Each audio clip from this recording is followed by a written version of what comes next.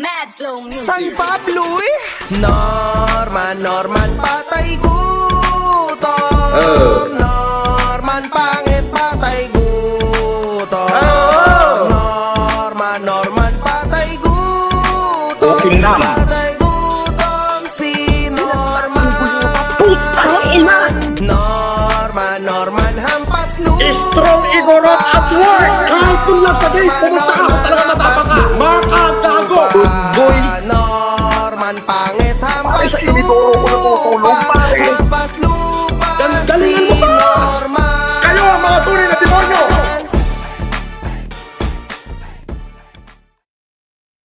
Okay, ayun. So, ito, play pa natin to kay MG. 23 minutes. So ngayon, mga kahombre ko, eto na yung susunod. Yung mga government agencies. Naku, tangina. Ilan nanonood sa akin? 8,800. Naku. Ready na ba kayo dito? Tangina. Ready na ba kayo? Ready na kayo, tama? Game. Norman, alam ko mapapanood mo to. And baka karating to sa'yo. Alam ko yon. Dito sa part na to, ako talaga, putya, sabi ko, nung pinapanood namin to kanina ni Joy, talagang sabi ko sa kay Joy, yours, putang inabuti talaga dumating si MG sa mundo ng kulaong. Nakabalik ako ng mundo ng kulaong, nandyan si MG, magpapabagsak kay kulaong. Talaga sabi ko kanina kay Joy, ang laki ng pasasalamat ko kay MG kasi putya, kung hindi dahil kay MG, yung pangarap lang namin ng 14 vloggers bilang kanilang kasama noon, hanggang pangarap lang yun eh. Hindi talaga magkakatotoo na mapapahuyo namin si Kulaong. Kasi karamihan ng ng 14 vloggers talaga OFW. Ilan lang kaming nandito sa Pilipinas. Ilan lang din yung active. Kasi after namin na mabura yung channel ni Kulaong, mapahinto sa SEC registration yung FFCI, naglaylo na yung iba. As in talagang laylo, nawala. Si Ate Lisa Paris, after namin na mawala yung channel ni Kulaong noon, nanahimik yan. Nito lang lumabas. Kaya nga yung GC namin, ibang chat, parang 22 pa yata. 2022 yung ibang 2021 yung last chat sa GC ng 14 vloggers. Kaya talagang pasalamat ako dito kay MG talaga dahil dumating siya sa Kulaong Nation, papakulong niya talaga si Kulaong. Alam ko naman yun. Eto titingin ako sa webcam kasi putang ina ka. Baka naaawa ako sa iyo eh. Eto, titingin ako sa iyo sa webcam. Mata sa mata. Norman, man, kung ako sa'yo, itigil mo na lahat yan. Itigil mo na lahat yan. Kasi literal, boy, kung sino-sino ng tao ang nadadali mo. Totoo, Norman. Ito, Norman, bilang ako kalimutan mo na lahat, no? Scammer ka, kung anong ginawa mo, di umano, bla bla bla. Ito bilang influencer sa influencer kasi may pagmamahal din ako sa mga influencer kahit sa tulad mong hinayupak ka, no? Man, bilang influencer sa influencer, tumigil ka namin. Tumigil ka na. Promise, man. Stop. Stop. Hanggat, well, maybe it's too late now. But yes, man. Ako, Norman, makapag-testimonian siya. Kasama ko sila the other day. And,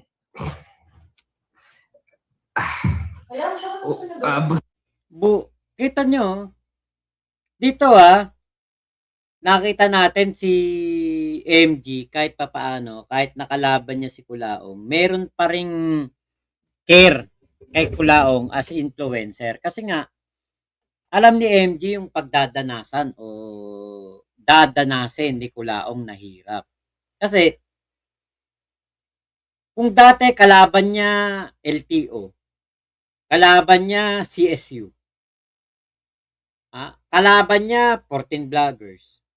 Kalaban niya si Inay Mary Ann. Kalaban niya si Doc David Ilagan. Si Alfa Romeo, si Nasupir. Kung dati yan lang yung mga kalaban niya, putang ina ngayon kalaban niya gobyerno. Ralph Kalinisan ng Napolcom yan.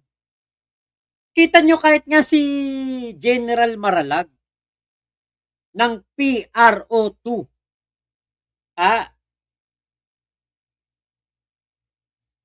Nagsampa ng demanda kay Culaong.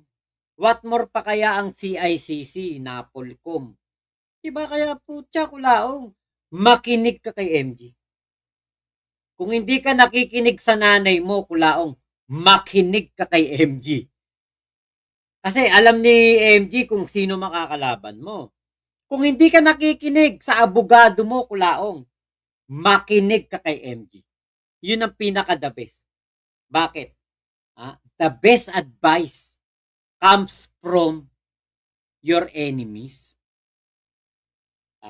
Kasi alam mo, pag pinayuhan ka ng kalaban mo, Culaong, dapat makinig ka. Huwag ka makinig sa abogado mo, okay. Pero pag pinayuhan ka ng isang makagago, nako, makinig ka. Bakit? Alam niya kung ano ang magiging hirap mo. Alam niya kung sino makakalaban mo. Parang last month ako, sinabi ko, Culaong, kasuhan mo na ako. Yun ang sinabi ko yan. Sinabi ko yan sa Culaong time ko yata sinabi yan, di ba?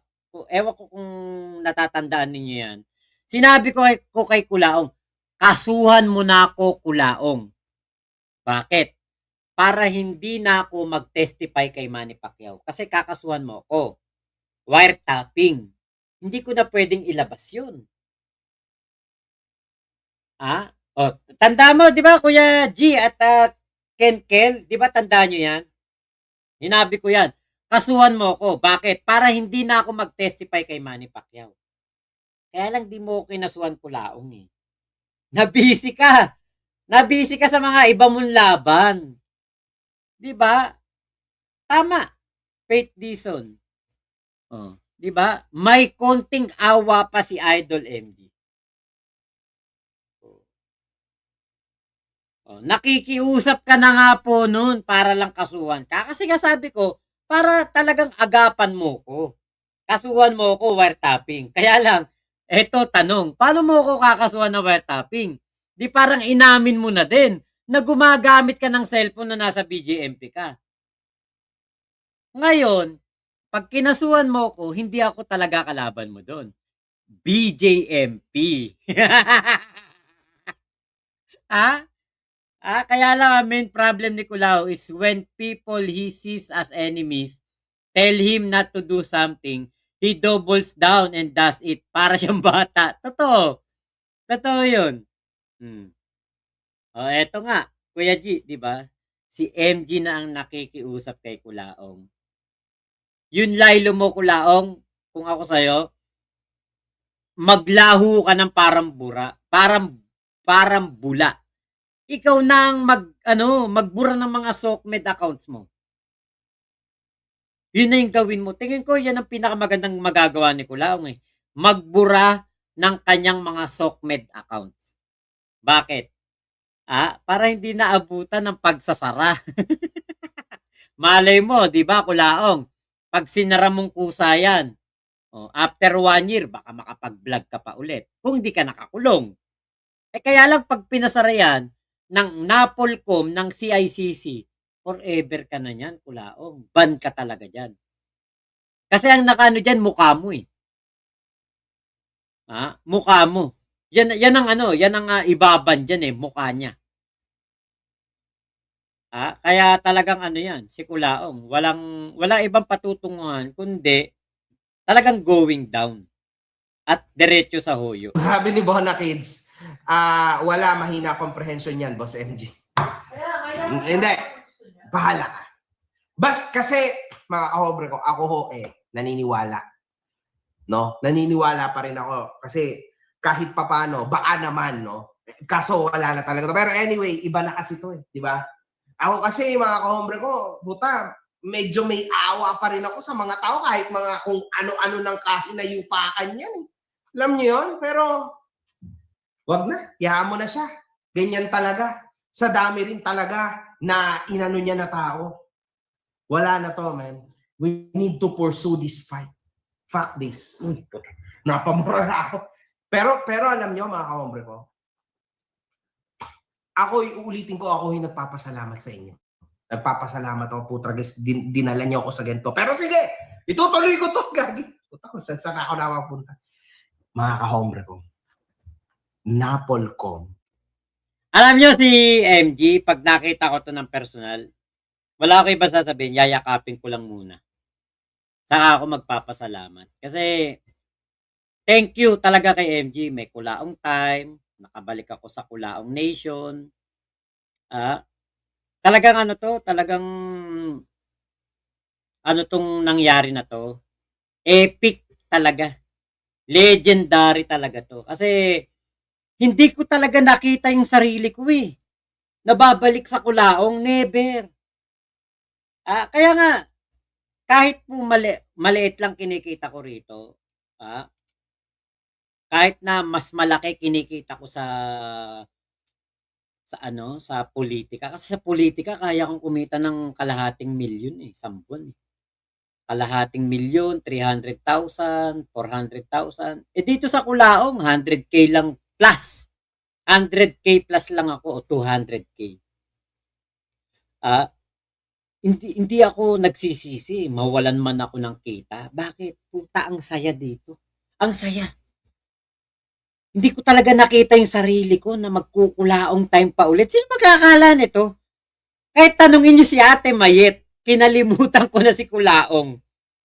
Kinalimutan ko na talaga to. Pero dahil kay MG, nakabalik ako. Kaya yayakapin ko to eh. Si MG, yayakapin ko to pag nagkita kami. Kasi, putya, ang laki ng pasasalamat ko. Yung pera, kasi kaya mong kitain yan sa ibang topic eh. Pero yung suporta ng mga kakulaong time natin, pagmamahal ng Pablo Natix, pagmamahal nila Kuya Henry, Ate Ira, Ate Michelle, Ate Jonah, lahat ng mga nandito. Lahat kayo. Hindi ko man kayo maisa-isa kasi ang dami ninyo. 458 kayo ngayon.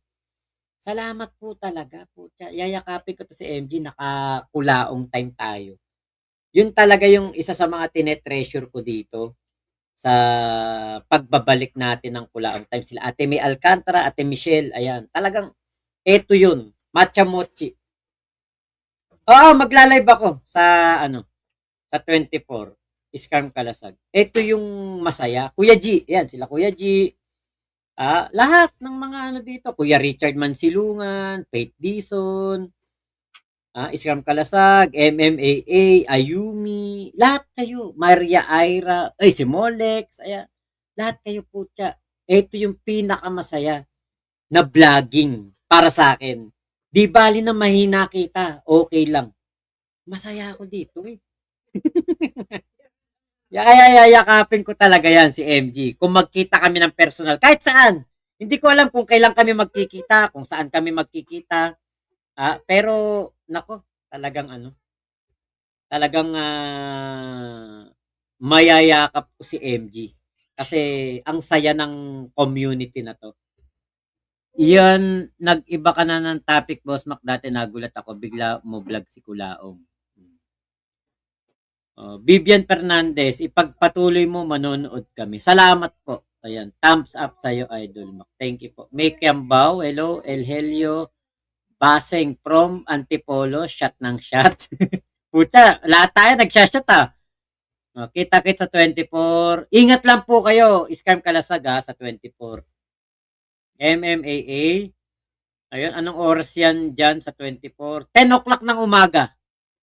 Kuya G, live ako noon, 10 o'clock na umaga. Sana walang susuntok kay Kulaong sa batok. Putang ina. Ang dami naman ng parte ng katawan, ba't sa batok pa? Masaya tayo dahil mabibigyan na ng hustisya ang mga naloko nin abnormal. Wala na. Totoo yan. Napanis na yung beer. Ayan. Salamat din Ate Ayumi. Thank you po. Molex True, parang cozy neighborhood pub and vibe natin sa chat. Tama. Uh, 10 o'clock po dito sa Pinas, Kuya G. JB Bacolod, Boss Mac, nag-shot din ako habang nanonood sa'yo. It's kulaong time. May pulutan dito. Lang niya. First time to. Actually, first time ko tong tumagay sa sa live, First time to. Kasi dahil kay Joy, si Joy kasi nag-aya eh. Teka, ako muna. Dadayain mo pa ako sa tagay, akin to, kukunin mo. Hindi nga. Tagal mo magtagay eh. May gamot na. 3 a.m. sa Denmark. O sige po. 10 a.m. po, magla-live ako. Kahit anong puyat natin nun, magla-live ako.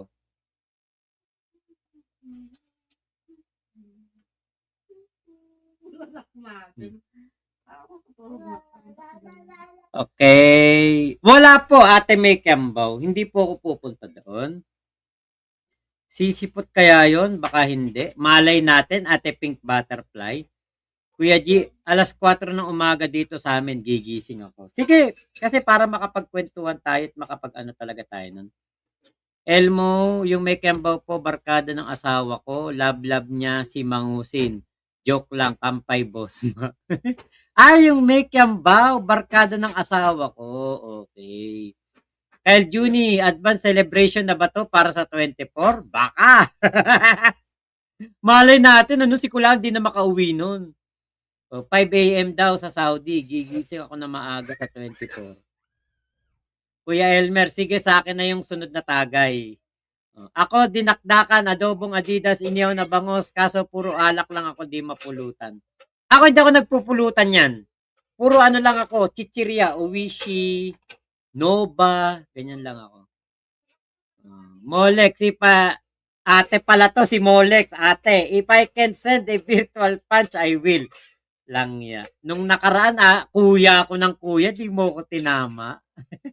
Aabangan ko talaga live niya sa 24 kahit 3 a.m. dito sa Italy, Grema. Sige po.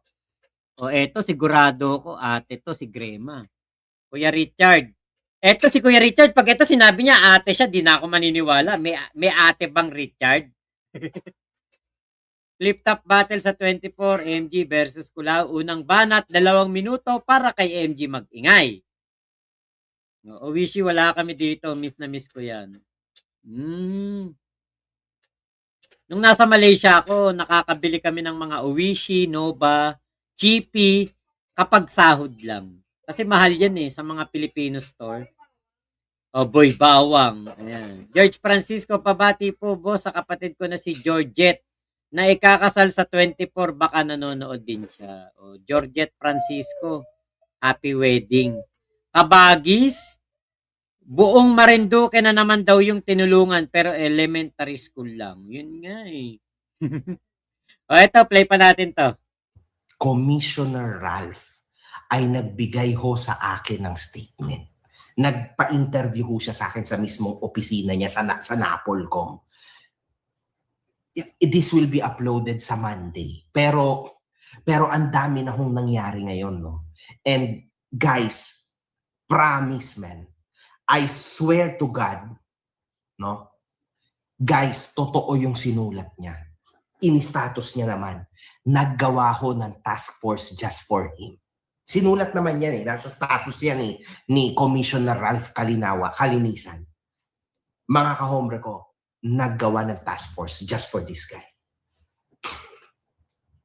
At totoo yun. Yung isinulat niya, yung in-status ni Commissioner Ralph, na ang ginawa nila naglibot sa lahat ng syudad, mga kahombre ko, na merong kaso yan. Like, testimonyans ako yan. Legit. Kita ko. Norman, man. This is real. This is real. This is freaking real. Ayoko nang magsabi ng extra kasi, syempre, intayin ko na lang na ilabas ko yung video. Doon nyo makikita yung kalinisan, mga kahombre ko, na kung ano yung style niya sa sitwasyon na to. Sinabi mo kanina, Norman, sa live mo, na kupal si Commissioner Kalinisan. Papampam. Nanonood yun sa akin tonight. Commissioner, alam mo na, I love you, Commissioner. Legit, nanonood ho yan dito tonight. So literal, nababasa niya yan, yung mga comments nyo. Nandito siya tonight. He's actually watching you guys. He's watching us. Legit. Totoo yan, mga kaombre ko. He's watching us now. Legit. And alam niya rin itong mga sasabihin ko na ito. Norman, huwag yan. Huwag si Commissioner Kalinisan, man. This guy is freaking real. Iiba ho yan. Si Asek lang kanila. Kasi alam mo naman, busy tao si Asek. Alam mo yon. Pero kaya kang patulan nun. Pero Putya talaga. Ako talaga, naghihintay po talaga ako na mapanood ko. Kasi tinitignan ko kila Ramil Coriano nga, kila Japsan, Uncle Jim TV. Hinihintay ko yung video na magsasalita si Kulaong na minumura niya si Attorney Ralph Kalinisan. Bakit? Kasi bago ako magkulaong, natapik ko yung mga missing sa Bungeros. At meron pong interview diyan si Sir Ralph Kalinisan na inooperan daw siya, parang sinusulan siya ng kampo ni Atong Ang. Malaking halaga. Para lang hindi si Atong Ang. Ay putya, sabi ko, pag eto minura ni Kulaong, talagang finish line talaga. The end na talaga ni Kulaong. Bakit? Si Atong Ang hindi nabili ang prinsipyo ni Ralph Kalinisan. Tapos ikaw, Kulaong, mumura-murahin mo yan. Nako, putya. Para ka talagang bumangga sa Mount Apo. Para kang bumangga sa Mount Canlaon. Para kang bumangga sa Mount Pinatubo. Ha? Yan talaga mangyayari kay Kulaong. Ralph Kalinisan yan. Putya, ginagalang at sinasaluduan talaga yun sa Napolcom. Tapos, putya, mumura-murahin mo lang dahil sa ginagawa niya yung trabaho niya. Ay nako, Kulaong, may kalalagyan ka talaga. Kaya saludo tayo kay Sir Ralph Kalinisan. Yan yung isa sa mga talagang bago ko magkulaong, natapik ko yan, hinahangaan natin yan. pinagpaliban ka na lang, dami kasing problema sa LTO. Ganon din naman sa Napolcom, syempre malamang. Di ba? Sila yung pinaka-head doon ng PNP. So alam nyo na yan, mga kombre, mas mahirap po yan.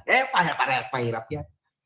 Pero Norman, si Kalinisan, different. si Commissioner Attorney Kalinisan, iba yan. Trust me, man. Huwag! Kaso sinimulan mo na. This guy will go after you. Paulit-ulit, man. Kahit kailan. Tingnan nyo naman yung mga post niya sa Facebook. This is real. This is real, man. He's watching us now, mga kaombre ko. Kung meron kayong gustong sabihin, man, you can comment. Nagbabasa yan for sure. Nagbabasa ho yan. You can comment, man. He's watching now. Legit. He's watching. Pa-shoutout naman, happy birthday James Peters, mahal kita minuto. From Sherin Hernandez, solid kahombre kami dito. Happy birthday, man. Nanunood ho siya ngayon. So kung may gusto kayong sabihin, say. At sinabi ko rin, mga kahombre ko, kay Attorney Kalinisan, kung gaano kayo matutuwa kapag pinorso niya tong hinayupak na to ng tama. Nang sagad hanggang dulo. Tama, di ba? Tama, di ba? Kutya, ito yung kay Sir Ralph Kalinisan. Ano talaga to?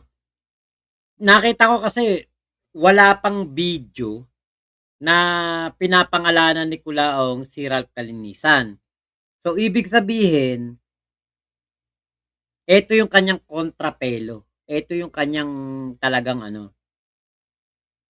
talagang kahoyo. Yun nga, tamang word.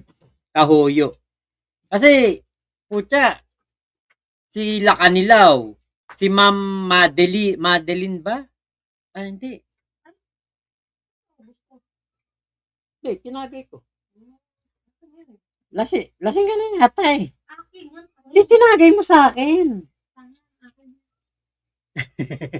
Yan, nari, oh. Dalawa na lang tayo nagtatagay dito. Dinadaya mo pa ako. Yan, dinadaya ko ni Makmak. Nilalasing ako. Yung kay Sir Ralph Kalinisan, talagang eto yung ano eh, eto yung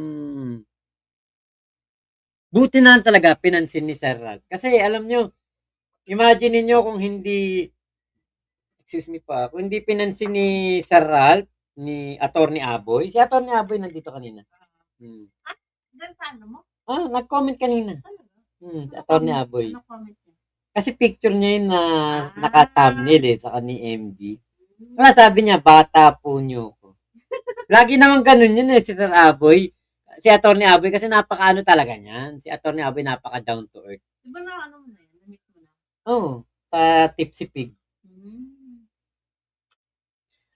Etong talagang si Kulaong, hindi niya kayang pangalanan si Attorney Ralph Kalinisan. Kasi siguro may nagsabi sa kanya, putang ina, atong ang tinabla niyan. Ikaw pa kaya? Ilan ba kayo na matutuwa? Teka. Ito. Ito. Joy to the world. May balak ka kay Boss Mac. Siyempre naman. Sabi na, basta may alak, may balak eh.